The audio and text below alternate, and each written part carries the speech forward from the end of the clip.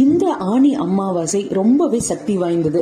நான் சொல்லக்கூடிய 3 பொருட்களை நீங்க ஒன்றாக சேர்த்து கட்டி அதை பூஜை அறையில வைக்கணும். ஒரு மஞ்சள் நிற துணி இந்த மாதிரி எடுத்துக்கோங்க. ஒரு கைப்பிடி கல்லுப்பு போட்டுக்கோங்க. 1 ரூபாய் நாணயத்தை எடுத்து வைங்க. தங்கம் கூட வைங்க. அது மோதிரமோ மூக்குத்தியோ இல்ல உடைந்த தங்கமோ ஏதாவது ஒரு ரூபத்துல தங்கம் கட்டிக்கோங்க. ஒரு முடிச்சு மாதிரி உங்களுடைய குலதெய்வத்தை வேண்டிக்கோங்க. பூஜை அறையிலேயே வைங்க. மாலை நேரத்துல 6 மணிக்கு முன்னாடி இந்த ஒரு பரிகாரத்தை செஞ்சு முடிச்ச தயார் செய்து பூஜை அறையில வச்சிருங்க. சனிக்கிழமை மாலை நேரத்துல இதை நீங்க செய்யறீங்கன்னா அது 3 நாட்கள் தொடர்ந்து இருக்கணும் பூஜை அறையில. அந்த 1 ரூபாய் காயினை எடுத்து கோவில்ல உண்டியல்ல சேர்த்துடுங்க. அதுல ஒரு தங்க நாணயம் வச்சிருந்தீங்கல்ல, திரும்பவும் பயன்படுத்திக்கலாம். இந்த மஞ்சள் துணியில இருக்கிற கல்லுப்பை மட்டும் அப்படி கரைக்கும் பொழுது உங்களுடைய கஷ்டங்கள் கரைந்து போகுது அப்படின்னு நினைச்சுக்கிட்டே கரைங்க.